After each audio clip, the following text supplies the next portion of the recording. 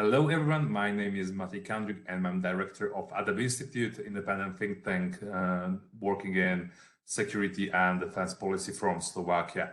Welcome today for a discussion in our series Adapt Euro-Atlantic. Today we will discuss issue of defense procurement with special focus on Germany and Europe and how to make things working better, faster and more efficient for all of us. Today I have the opportunity to discuss this topic with two great speakers. Our guest speaker is Commander Gernot Swistek from German Institute for International and Security Affairs. He's a visiting fellow, and my dear colleague and friend Viliam Ostatník, who is a senior analyst at Adabe Institute. Gentlemen, welcome. Thank you. Thank you very much. As I already introduced the topic briefly, now I guess there is no point to losing any time for my speeches. Viliam, please introduce your paper who you published just today on our website, which will be included in the show notes of this video later on. Viliam, it's all yours. Thank you, Matej, and thank you indeed to Commander Swistek as well. It is my honor and pleasure to be here, and I thank you for your time that you found to read the paper and of course discuss with us today. So I hope that it will be a fruitful discussion. Gentlemen, if you allow me, I will start my presentation that will get us through the paper very briefly. So we already know the topic. The paper itself tries to present the whole topic in the context. Of course, that's impossible without it. So I try to do it in light of the Zeitenwende speech, or the Zeitenwende concept that was proposed in February 2022 by German Chancellor Olaf Scholz. It is basically, it should be about the profound change or switch or shift in German mostly defense policy. And in essence, it could be read as a reversal, at least partial reversal of the Ostpolitik that was present in Germany, let's say in past 30 years. The backbone, or what I call the domestic backbone of the Zeitenwende, should be an extra budgetary fund of worth 100 billion euros that aims to really sort of reverse the Germany's long-term policy of restraint, but mostly practically should in practice overhaul the Bundeswehr that was largely financially neglected in the past couple of decades. So there is clear political will, which was also demonstrated by the German government of Olaf Scholz a couple of times, for example, by some of its foreign policy decisions, for example, the Leopard 2 tanks or Marder fighting vehicles that were or are being supplied to Ukraine. But then the paper, of course, goes to check the reality, or tries to attempt to check or do the reality check. So as far as I can see, the reality check isn't very nice for Bundeswehr in practice, because more than 1 year after this sort of profound change speech, the change seems to be so far mostly rhetoric. Boris Pistorius, who is a current German defense minister, himself claimed in his interview with Washington Post in February 2023 that the army is practically in worse shape than before the war, which comes really as no surprise, because there were some of the already mentioned German sort of support for Ukraine, some of the whether vehicles or ammunition, etc., that was supplied to Ukraine. So that comes as no surprise. Also, the paper mentions that the economic situation, whether we speak about rising interest rates or inflation, etc., really means that the special fund of 100 billion comes down to somewhere between 50 and 70 billion euros that will actually be available to be spent. So as we see it, as I see it, there is limited space for change, because there are some bureaucratic hurdles, there is some fragmentation in the whole process.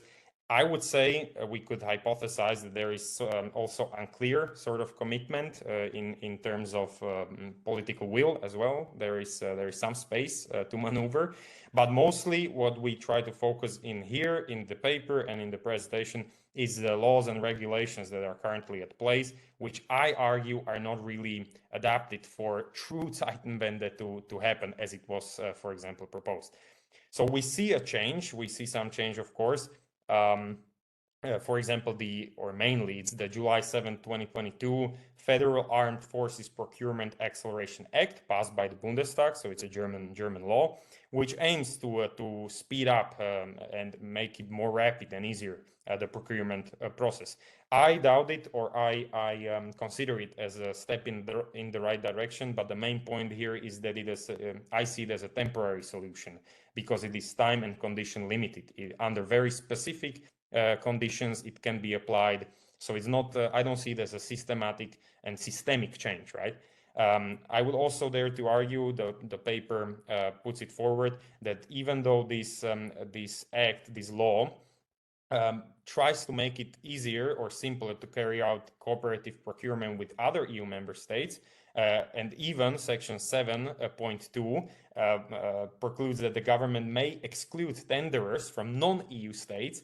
I also find it sort of contradictory with the Section 3, number 7, that says that the preference should be given to the products or services. We speak about armed services, right, or armed army products that are already on the market. And this would, of course, be for a different discussion, slightly different discussion, so I don't want to drag it there. But it is also interesting point that I try to sort of tackle in the paper, that these two dynamics should be considered, or the attention should be paid to that as well. Whether we are actually moving in the direction that it will support mostly European industry, or it will just be about as fast as possible procurement, which would actually might in reality mean that we will be buying, I will put it bluntly, we will be buying equipment which is already on the market, mostly, for example, American or South Korean, etc.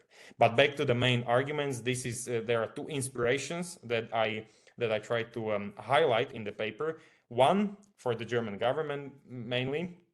One comes from the US, actually both of them do, but the first one is about US Congress establishing a commission on planning, programming, budgeting, and execution reform established last year, which aims at precisely the same thing in the US, that after decades, it should overhaul the whole system of procurement and reflect on the current and changing, of course, international security environment. It should re-examine how the legislative branch and the government allocate resources, and it should actually recommend, it should have a mandate to do specific policy recommendations how to improve the whole process, so it will be more quick, timely, yet not jeopardize the quality of the final products. So I argue that this could be one of the inspirations for the Bundestag, or in fact for other legislative branches in other EU member states, because this process, as I see it, could actually bring more lasting and systemic change in contrast to the law that was passed last year. Now, the second inspiration also comes from the US. But let me mention that the special fund that I talked about earlier, from the extra budgetary 100 billion worth fund that the Zeitenwende speech sort of was built around, let's say, does not allow German government to pay for products or services that it wants to procure or it makes contract for in advance. It has to be paid in full only after the service or the product is delivered, which I find kind of tricky or potentially challenging. And I put it in contrast with the 2020 to 2021 US experience once again. And it was a COVID-related experience where you had many restrictions, of course, affecting the workforce and the supply chains, etc. So what the Lockheed Martin, I put a very specific example there. Lockheed Martin is a very large multi-billion defense corporation in the US. It adopted, in light of these challenging and uncertain times, adopted forward funding strategy. They called it forward funding strategy, where they were paying their subcontractors, so the small and medium enterprises mostly, that are supplying the main contractor, in this case Lockheed Martin, with many parts to, for example, build an F-35 airplane. that they were paying these small and medium enterprises in advance. But it would not be possible without Pentagon, so in this case the US state, the US government, paying in advance to Lockheed Martin. So some of the payments, I think it's written in the paper, so we are somewhere around $400 million that were paid in this time frame in advance, at least a couple of months advanced. So in result, Lockheed Martin could maintain the whole ecosystem of many hundreds of smaller and medium enterprises that were sort of reliant on this contract and needed the capital as fast as possible. So the logic behind all of this, once again, it's a recommendation for the German government or other European governments, that the logic behind this is that public investment, timely investment, advanced investment should unlock, or in some cases even enable, a lot of private ones. So you have more certainty in the market if some of the tranches are paid in tranches, some of the finances are paid in advance. So I think we already briefly summarized I did in the presentation. So the aim is to debureaucratize, defragment the whole system, help with the planning and investing in the defense industry, and do it in the long-term systemic nature. So to find systemic solutions and reforms, not only temporary solutions. And before we go to the discussion, which I really look forward to, let me just briefly list, this is the last slide, just briefly list two examples that I would like to mention that I do not mention these in the paper. So I'm, of course, aware that we don't have to talk about these.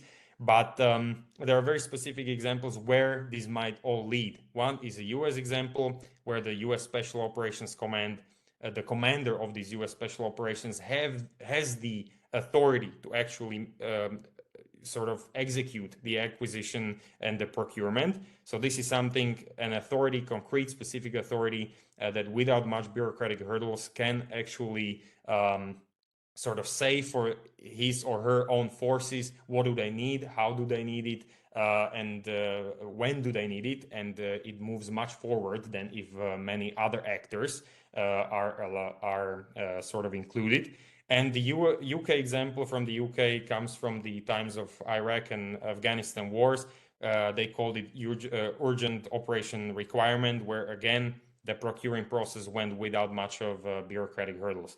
And then lastly, ESG limitations and PESCO review process is something that I do not mention in the paper. If that will come up in the discussion and Commander Swistek will be interested in that, I will be very happy to discuss. But again, I'm aware that it's not listed in the paper. But these are also limitations, especially the ESG, which stands for environment and social governance. The limitations that really, in reality, according to my information, disable some of the commercial funding for the defense industry is something that we, I think, should keep in mind when we speak about this topic in more broader context. So thank you, gentlemen, and I really look forward to the discussion. Thank you, William, indeed, for outlining the topic. Now, Commander, we are looking forward to your comments and contribution to the topic.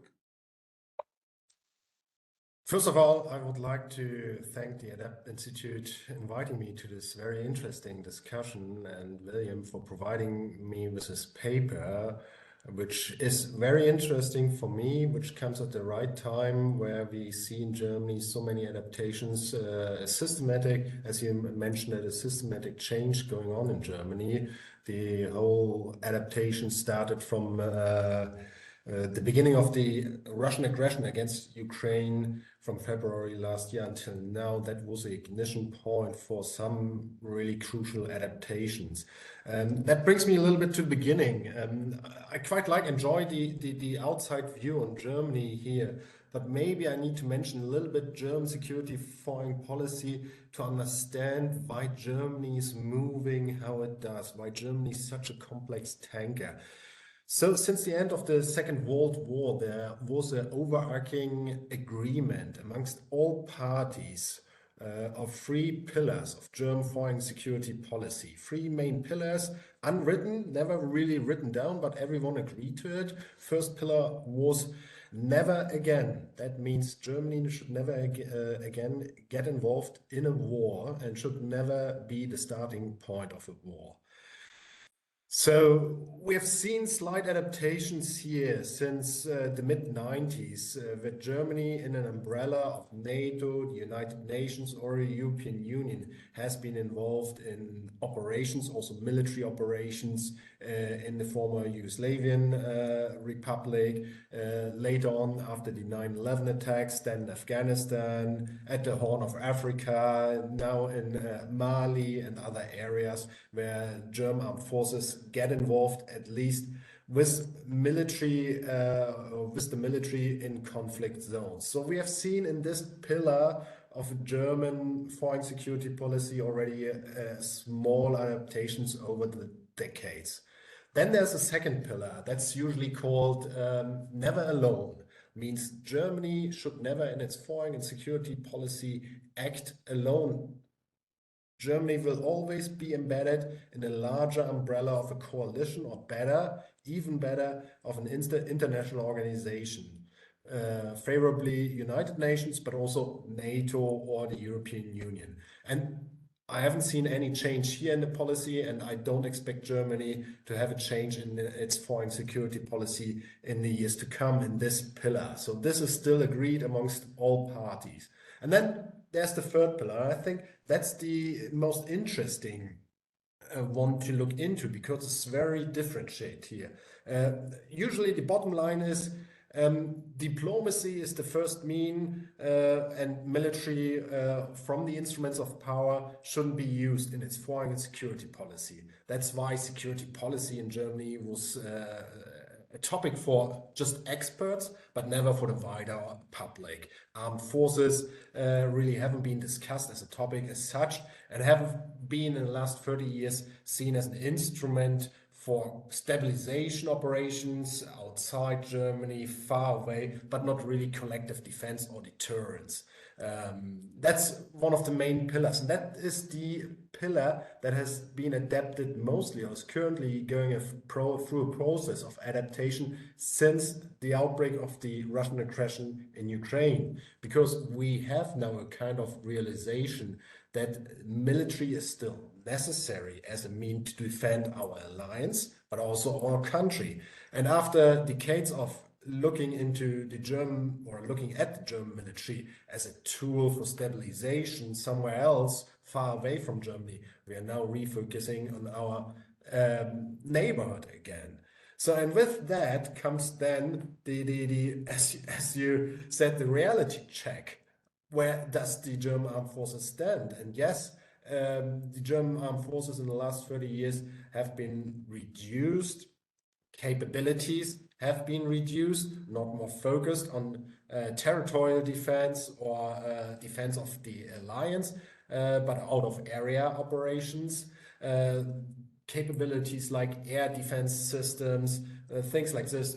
You have heard about it, or you have seen it, you know it. I don't need to go into detail here. But at the same time, the armed forces have become such a bureaucratic monster. And William, you correctly brought this point up. It's very hard to go or come to understand how the procurement process in Germany actually works, because it is in between the budgetary committee of the German parliament, it is the Ministry of Defense, but it's also the Office of the Chancellor, and then several special agencies who do play a certain role in this difficult process. And you mentioned rightly the Defense Procurement Acceleration Act from last year, which purpose is to bring into this whole monster, bureaucratic monster, a little bit more speed. But my first assessment here on this slide is that is a little bit one-sided. Procurement is like a triangle, usually made up of 3 aspects: time, then on the other side you have quality, and you have cost. Procurement must look at all these components at the same time, and this Acceleration Act now brings or should bring speed into the procurement.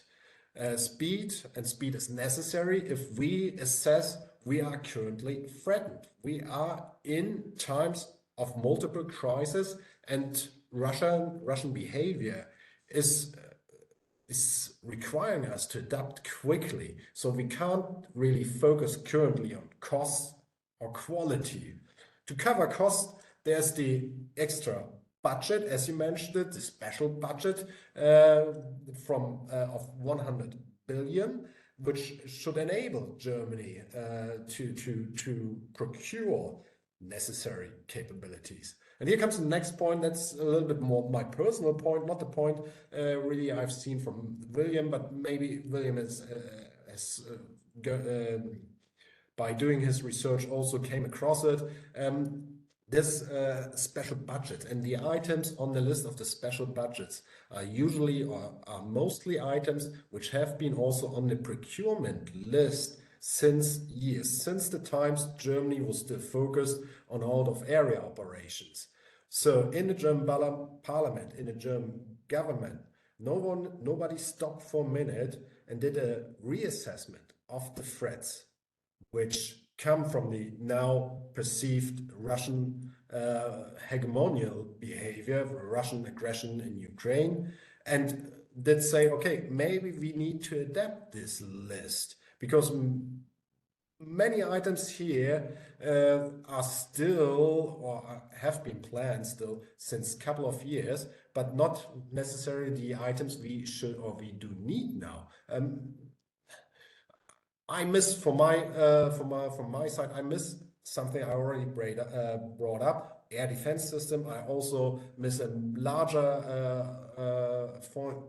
budget here for ammunition. You heard about it. All the NATO allies or European countries currently struggle with ammunition. At the same time, we are providing assistance for Ukraine. So we are giving away, but not necessarily then procuring enough procuring enough. And that comes now with the next issue I have on my side is that our bureaucratic monster, as you framed it,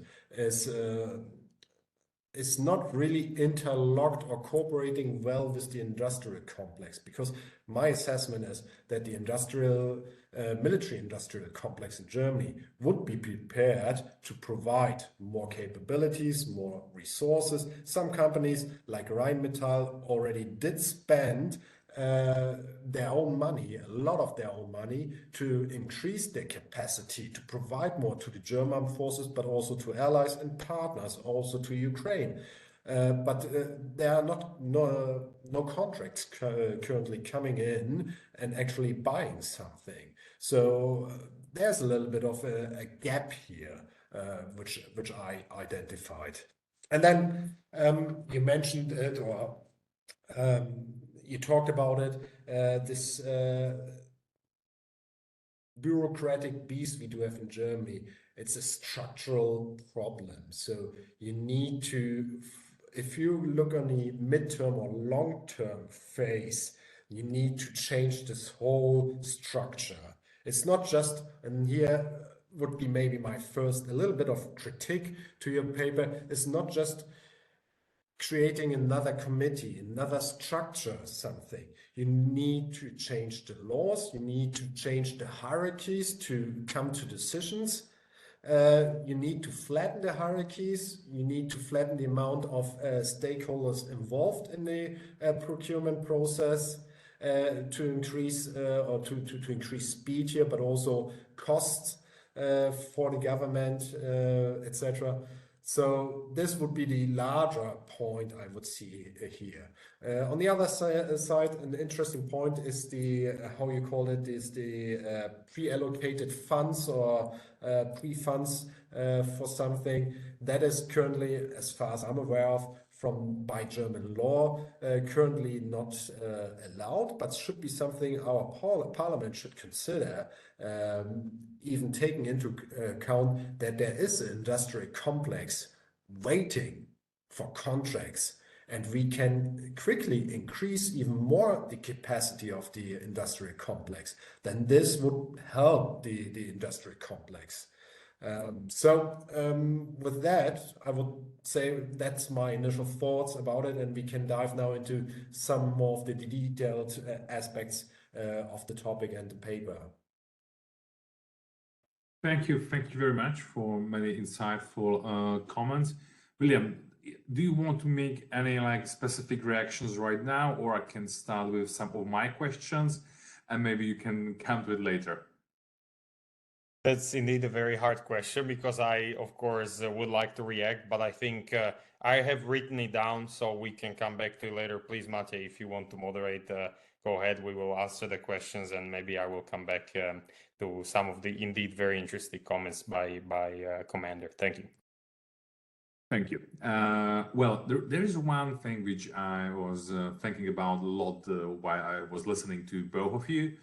I was triggered by mentioning air defense capabilities and systems which are much in need, not only in Germany, but also around Europe and very much in Ukraine. And there is a specific project which I think we can discuss as a case study and look a bit into it. And I'm speaking, of course, about European Sky Shield initiative. With Germany as a leader, like framework nation, I think I am able to say. So, gentlemen, where are we right now with the European Sky Shield initiative? Where would you say were the initial ambitions, and where are we right now? When I was last checking up, the Danes and Sweden joined the initiative, but I wasn't able to find really detailed information where is the initiative going on right now. So if we can dwell into this a bit, I think it would be fine topic for further discussion. Any of you would like to start, please, floor is yours. Please, Commander, I think you will have more I can try to pick it up here. So yes, recently Denmark, Sweden joined the European Sky Shield initiative. It's now made of, and correct me if I'm wrong, it's 19 participants, I think. 19 participants. It's German-led, and I think, in my understanding, that doesn't come really to public. It's facing, or it's aiming at 2 points. First is to buy certain air defense capabilities commonly. And here we talk about different ranges of air defense capability, because air defense capability is not everything is the same. You need to think in different ranges. You usually have something like close-in air defense weapon systems. That is for a company, a battalion, or some base you have, which is then protecting the geographical surrounding area as well. Then you have larger mid-range air defense capabilities, which you can use to protect larger geographical parts like cities, larger cities. And then you have long-range air defense capabilities, which are aimed at ballistic missile defense, which consist then of anti-ballistic missile defense capabilities as well, but also all the new cruise missiles, which have a different flight profile to protect against these capabilities as well. So you need different capabilities, and the idea is bringing this different ranges, different capabilities together and buying it. And if we do it commonly, we then can reduce the price. But the for me, major issue here is you don't just need the capabilities, you also need kind of a how to say, interoperable system where you get the picture from different locations all around the alliance or Europe, the participating countries, integrated into a whole air surveillance and defense structure. And that should be the second point, or the second aim of this European Sky Initiative. And as far as I know, we are still currently in some kind of analysis phase here.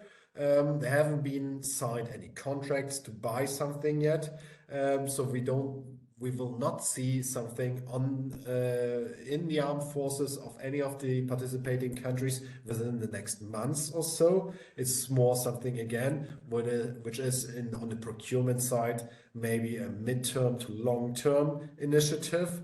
It's not something we will have soon available. So that's currently where we stand from, as far as I know. But maybe William has a little bit more or different insights here as well. Yes, thank you. I think that that was very specific. I don't have on the technical side.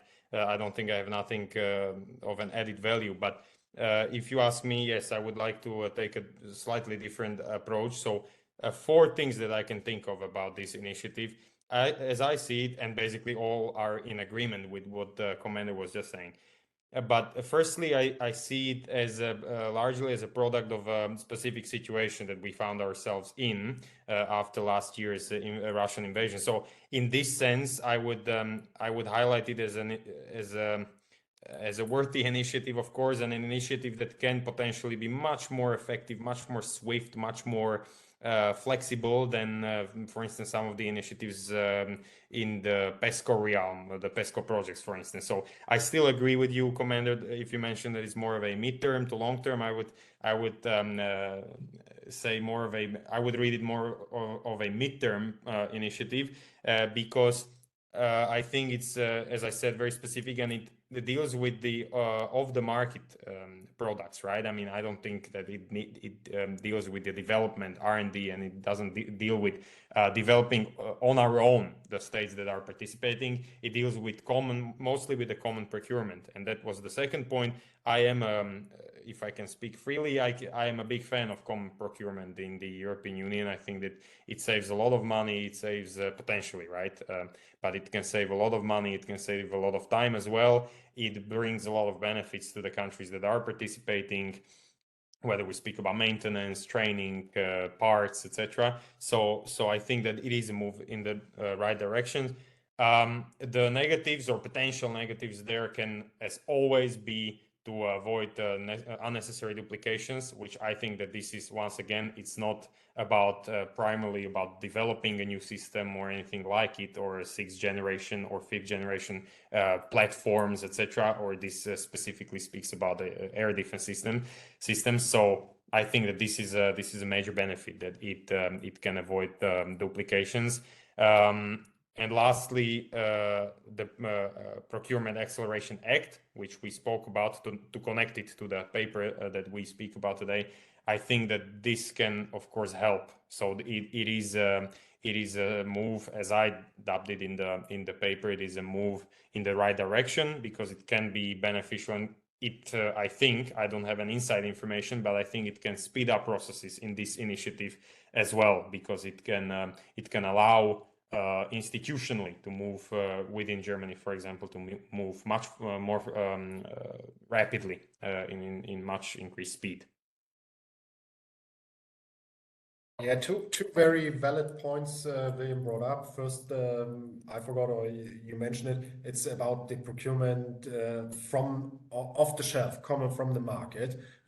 So there's no development phase included. That should shorten the time. And then in Germany, especially, the Procurement Acceleration Act should also. That's a perfect example where this Acceleration Act can be applied.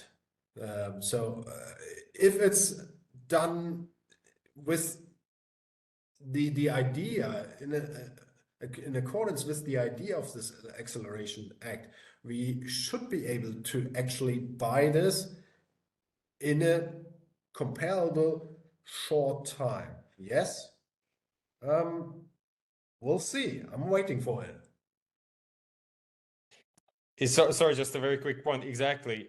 In theory, that's what I also bring up in the paper. In theory, this should work. So it will be interesting. That's one of the points why I wrote the paper. One of the main motivations is that to just highlight or to put forward some of these initiatives, some of these movements, dynamics.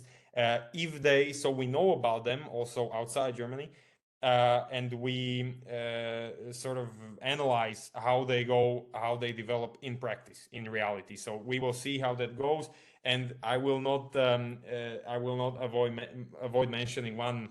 I don't think it's controversial, but it's a point which I also highlighted in the presentation. That is, we buy off the shelf, we save time, but I don't think that in this case it can be European.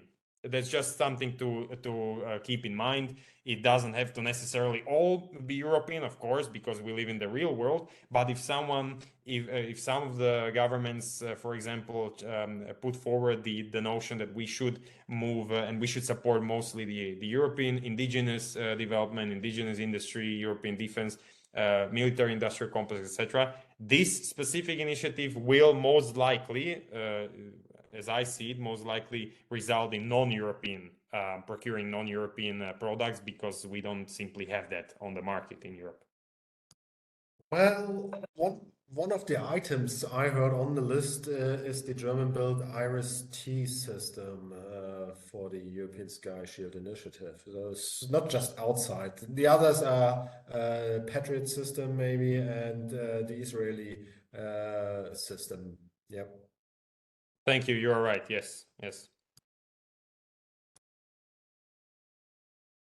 And here, I think we hit a bit of the reason why, for example, France and Italy being rather hesitant to join the initiative. But I mean, such an initiative to be a success, I think it's not necessary to have really everyone on board and going only with those who are willing.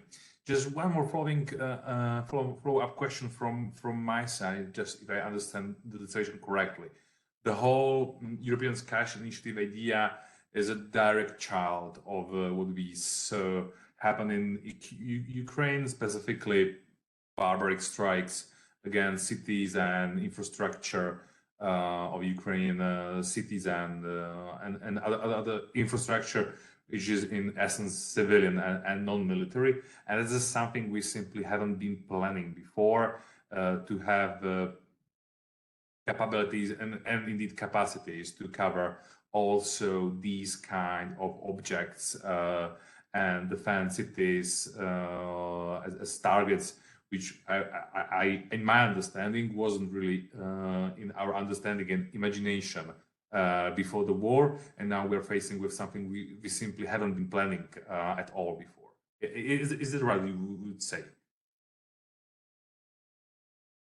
Yeah, I think your assessment is totally right on spot. We didn't consider the airspace above our allied territory to be threatened. So that's why we reduced many of our air defense capabilities and limited our militaries to some of the short or medium range air defense capabilities to provide protection to our military units when they are moving in certain regions, so be deployable, flexible, but in the overall amount, totally reduced.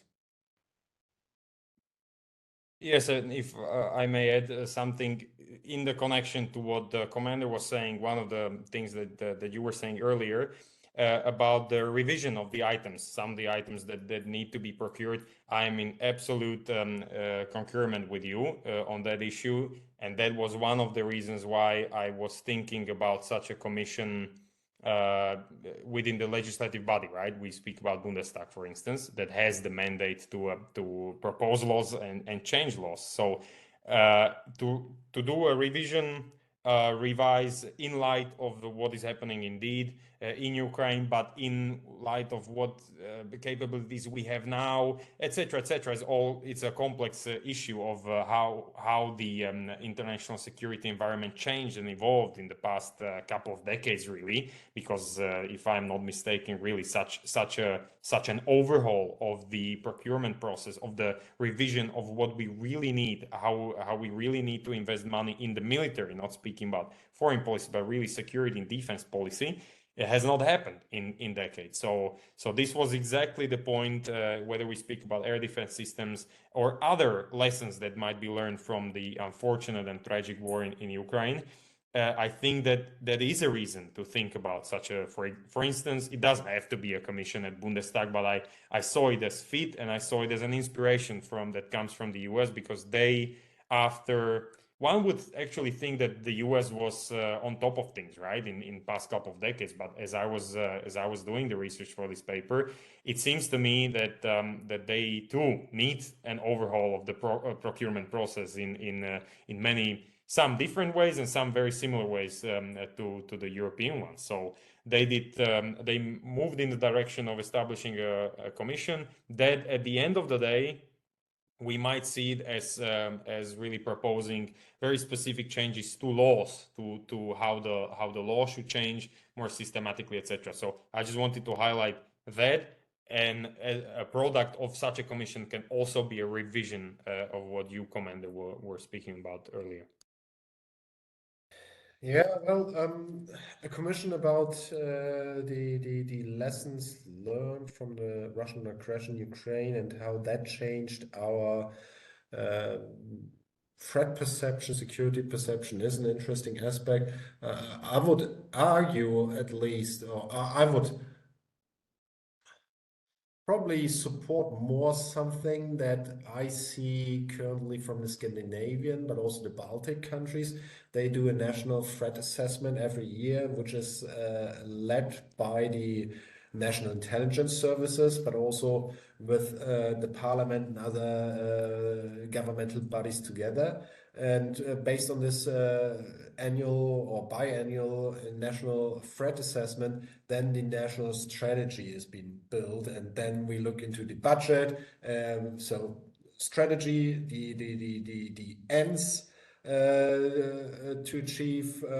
Then you look into the ways. Budget or resources also means how you want to achieve this end. So that's the whole process, something I personally would admire to take on here in Germany, this Scandinavian or Baltic countries approach to whole government threat assessment and strategy building.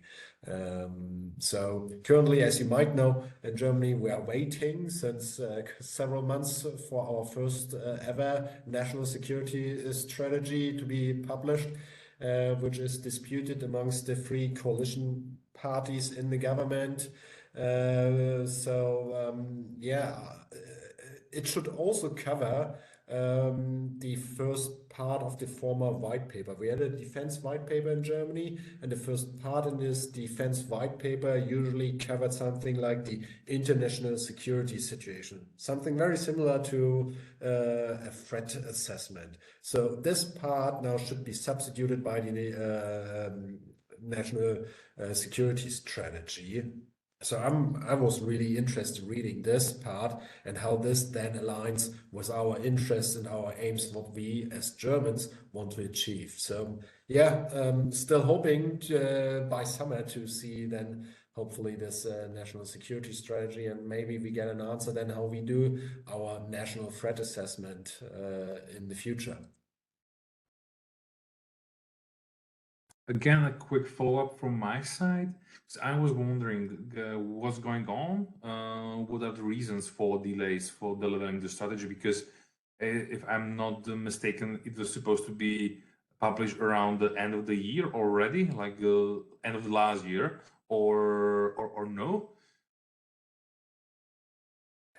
No, the official plan, as it was at least announced and circulated, was to publish it before the Munich Security Conference, and then being able to discuss this Germany's interest, its first national security strategy at the Munich Security Conference. After the Foreign Office in Germany, which had the lead in drafting this national security strategy, passed its initial draft of around 80 to 90 pages to the other ministries, the other parties also from the governing coalition.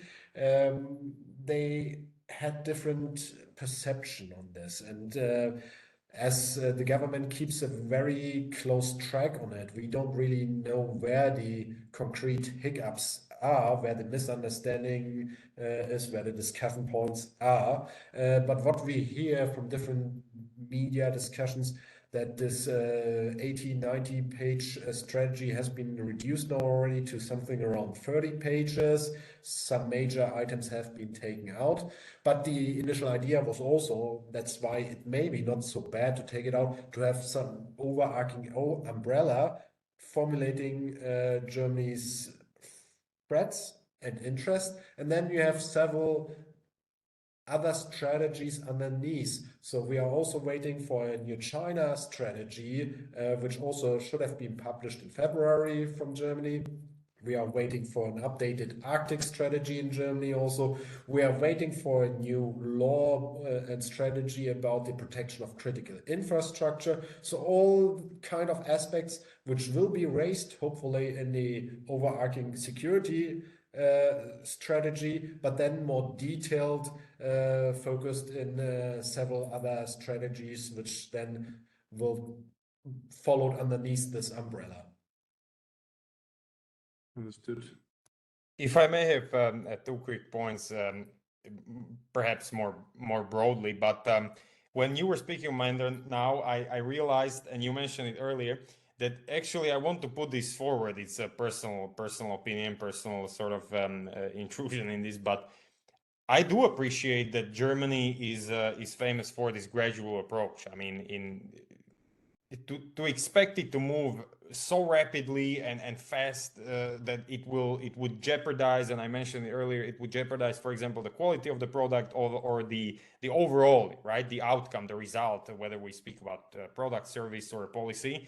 I do appreciate that it is gradual, so I hope and I think that it will be evolutionary, and then at the end it will be, for example, if we speak about products, that it will be superior to some others, because that is usually the case, as I read it, that is usually the case with many of the German products, whether we speak about main battle tanks or others. So I am a big fan of that. So I just didn't want to sound like we need to do absolutely everything, or my suggestions would be to do absolutely everything as quick as possible, because the German approach in many ways can be very, very beneficial at the end of the day.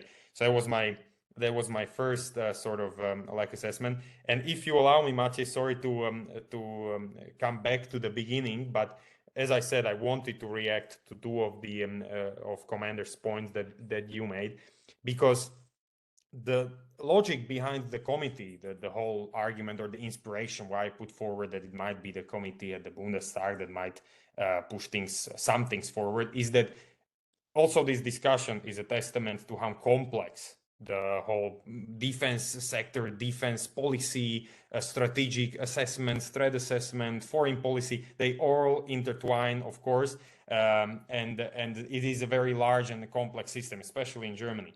So I only wanted to pick something very, let's say, niche or very specific, that if we speak about procurement process, if we speak about the laws, the regulations, the bureaucracy that really surrounds the procurement process, that was sort of an idea that, okay, eventually at the end of the day, it is essentially politics and it's law, right? It's regulations and laws. So they need to be passed, and they happen at Bundestag, they happen at the legislative level. So that was sort of an idea that, okay, so we tackle this complex ecosystem and it has many, many aspects.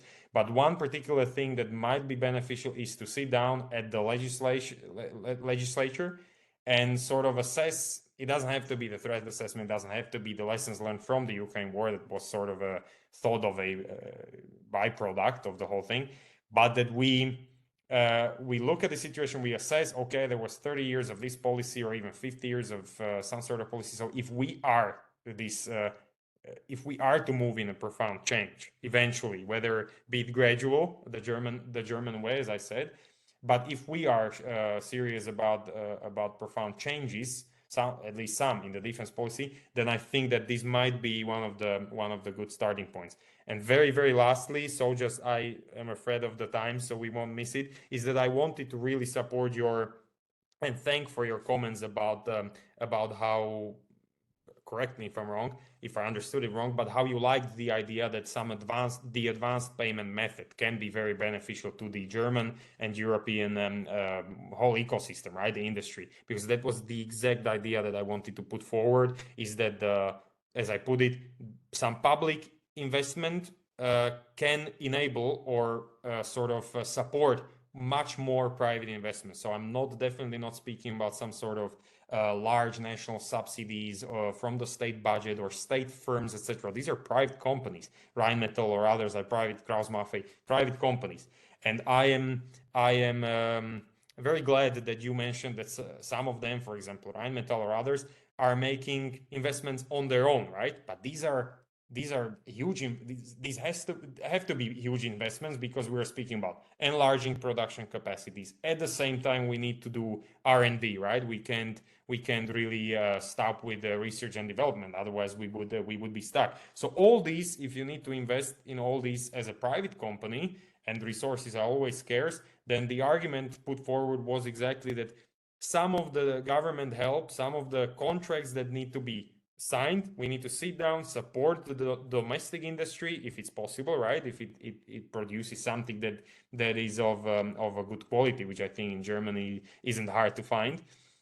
That we will support it with contracts, we will sign those contracts, and in order for you to make it more predictable, to make it more stable, we will put some money in advance, right? We will finance it in advance, at least partially, so you know that we are not going to back off, we are not going to be in the chaos again when the situation in Ukraine changes, and so we don't need the tanks anymore, etc., etc. So I think that if we really want to support the military industrial base to produce these things that we want, and we want to buy it, and we want to support the whole ecosystem of the small and medium enterprises that are sort of reliant on it, or support, or supply it, the whole supply chain, then I think the advanced payment method can be of a tremendous value. Yes, if I can directly reply again, I think that's the point, and I actually also see not just the larger defense companies in Germany as one of the targets of this project, more the smaller ones. And we have seen now in the last year, we have several smaller companies in the defense sector which have very innovative products.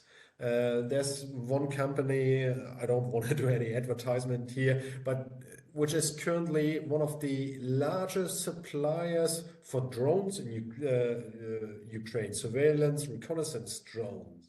This company 1 year ago, 12 months or 13 months ago, consisted of a handful of people, and currently is providing Ukraine with hundreds of drones. It increased its capacity in the last year very much. So these companies are flexible, but they also need money to be flexible. And that's why I see companies like this as one of the main audiences for such an initiative. Absolutely, I can only agree. And I have maybe one more idea or question to wrap up our discussion. Much of we've been discussing, there is this dimension of, I would call it, management of expectations. Like, what are our expectations from Zeitenwende? What are our expectations from the defense procurement? And where is the level of expectations, and where is some threshold in which reality is actually allowing us as far we can go, and then the debate if we are meeting that threshold or we are under it.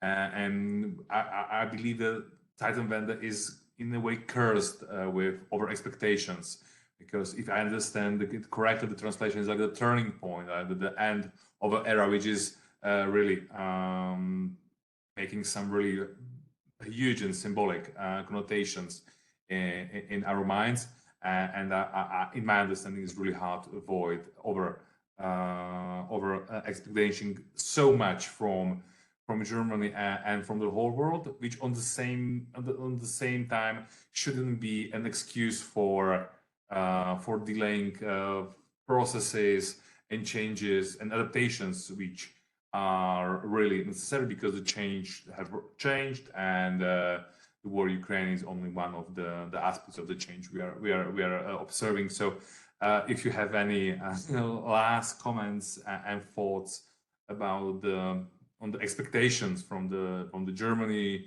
from the Zeitenwende, and the changes we need to do in defense procurement in our countries, floor is yours, gentlemen. Well, okay, thank you. I'll start. Yes, I don't want to sound rude because I am an analyst. I'm from Slovakia, so I don't want to sound this as rude comments towards Germany or German government or anything. But I mean, Germany has to be strong in order for the European Union to be strong. For instance, I mean, I think that it is really goes hand in hand. So over expectations, sure. I was never really a fan of I don't know whether media do it or some analysts or some politicians, of course, sometimes really blow the bubble, right? And then people can and also analysts and commentators can expect a lot of things, radical and revolutionary things to happen. So I don't think that should be the way, sure, and that can't be the way, given that there is something like institutional memory, there are some embedded processes, procedures, etc. So it can be wiped out and it can be changed all of a sudden, radically changed, right? So I think that there needs to be a fine balance, and it is up to Germans, up to German government, German people who vote, for instance, because at the end of the day,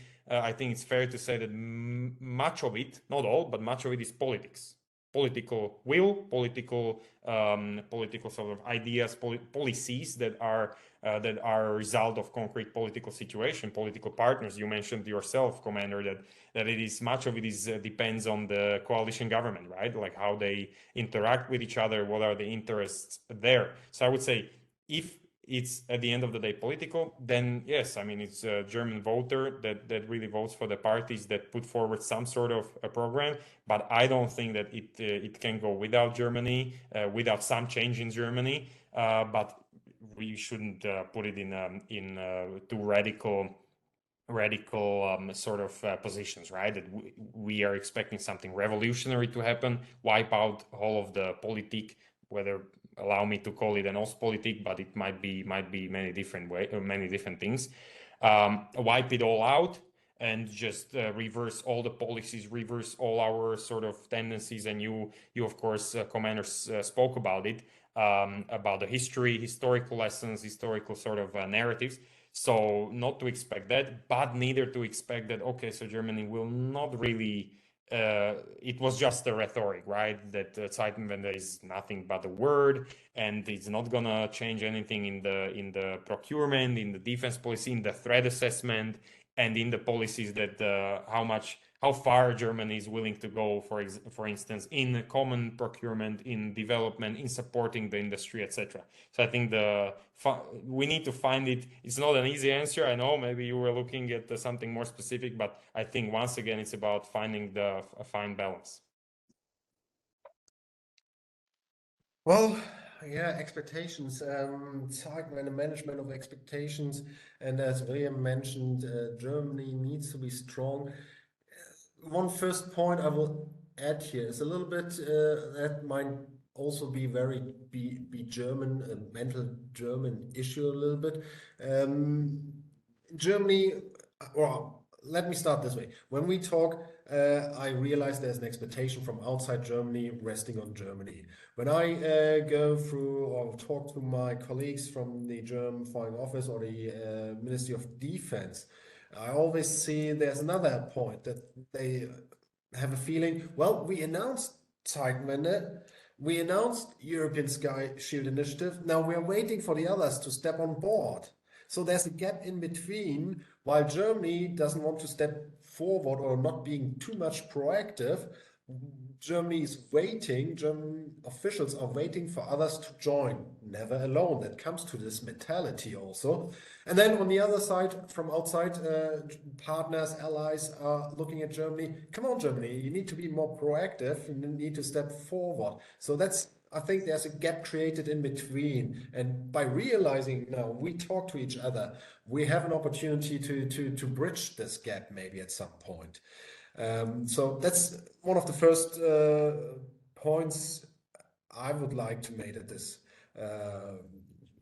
to comment this expectation management. The other thing is, I think there's currently a lot of things going on, as you have probably observed or seen from the outside since our new Minister of Defense, Boris Pistorius, took over his office. He has done a lot of personal changes in the Ministry of Defense. If you look on the appointments, most of these people have been involved in the procurement part of the Ministry of Defense, where he's currently bringing in new faces, new heads, etc. I think one of the next points to expect is to start some structural change, something we talked at the beginning. We need to flatten the hierarchies here, make this process more flexible, easier, decision-making quicker as well. So I think the next, or my expectation, my personal expectation is here that the new Minister of Defense will start doing some structural changes here. And if he is able to do this with the support of the Chancellor and the whole government, then also we should see changes at some point in the structure of the armed forces, adapting to new circumstances as well. So this is something I would expect for the next 10, 12, 15 months to watch, maybe, where we can see some, or maybe hopefully see some changes.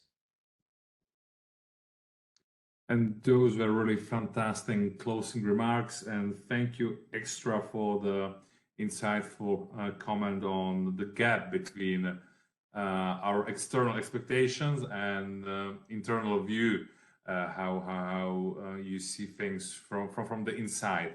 Exactly as you said, dialogue and discussions are the only way how to bridge such a gap. So thank you, Commander Swistek, for that remark very much. And thank you also you, Viliam, for your work on the paper and for fantastic discussion. Gentlemen, it was my pleasure. It was my pleasure, my honor. Thank you very much. William, thank you for your paper. Thank you very much to both of you as well. And thank you for your excellent discussion. And thank you, Commander, once again for your time and the discussion. It was very fruitful. Thank you. And this will be all from today. And please, dear watchers, keep your faith in us, and let's see each other at next discussion on adapting Euro-Atlantic. Thank you very much.